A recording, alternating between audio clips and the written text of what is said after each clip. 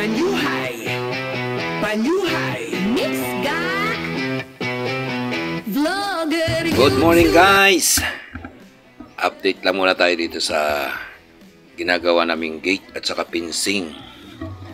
Wala yung area namin. Yan. Dito kami sa lilim ng mga puno. Kasi masyado nang mainit. At dito na lang kami gumawa.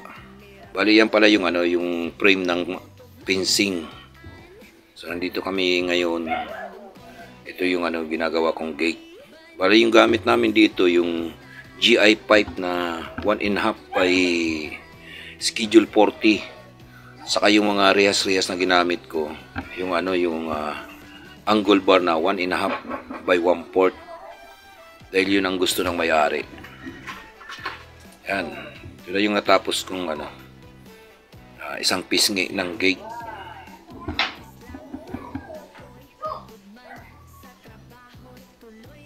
Nandito kami ngayon sa sa lilim.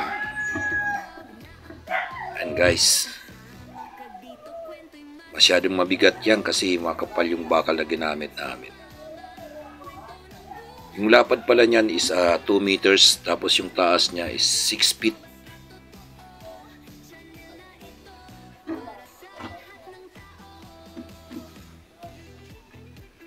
Sa mga hindi pa po nakapag-subscribe sa aking YouTube channel, baka naman po paki-subscribe naman. At kung nagustuhan nyo yung aking video ngayon, paki-click naman po ng likes button. At syempre mag-iwan po ko kayo ng comments kung nagustuhan nyo po yung aking video. Yan po yung lugar namin ngayon dito. Preskong presko. Yan, may tubig kami nakahanda. Yan yung mga gamit namin.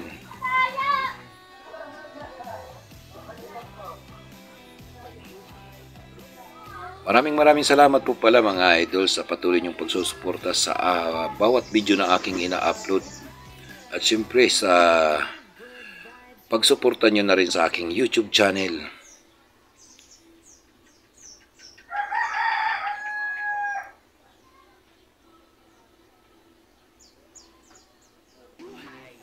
Maraming salamat po pala sa mga kaibigan ko na patuloy na sumusuporta sa akin dito. Sa mga nakakasama ko sa aking live stream. Shoutout po sa inyong lahat.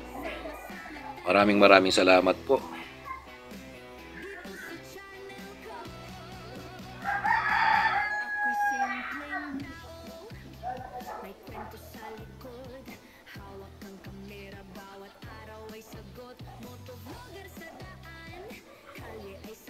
Bakanting luti pala to.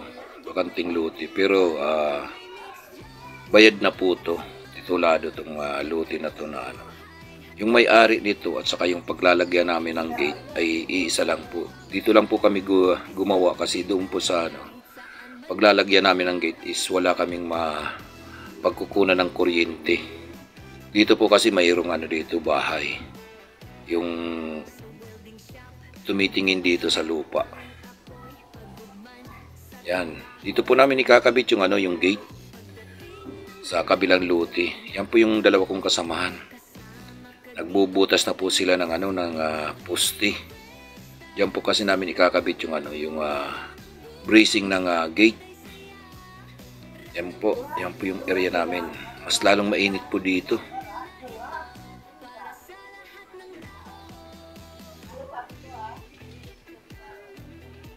Malalim lang yung pinahukay ko sa kanila kasi mabigat po yung gate na ilalagay namin diyan. Hindi po kaya ng 4 na tao. Kasi sinubukan na namin 3. Hindi po namin kaya buhatin. So paglipat po dito is humingi pa kami ng tulong dito sa mga kaibigan namin na tambay. Yan po. Naisalpa ko na po yung yung isang pisngi. Yan, align. Tapos yung pangalawa, yan po, naka-align na po siya. Pupulweld ko na lang po yung pinaka-handle niya doon sa poste. Yan. Habang yung isang kong kasama, pipintura na, retouching. Ito namang isa, pinaputol ko ng bakal. para doon sa sa pinsing. Yan po. Yan, naikabit na ko na po yung pinsing. Saka retouching na lang. Maraming salamat po pala mga idol sa patuloy niyong pagsusuporta sa bawat video na aking ina-upload. Yan na po. Yan na po yung natapos naming proyekto. Gate in Pinsing. Dito po yan sa Macabug, Barangay Macabug, Sorsogon City. Dahil taga Sorsogon po ako. Yan na po. Hanggang dito na lang po. Maraming salamat. God bless us all. Thank you so much.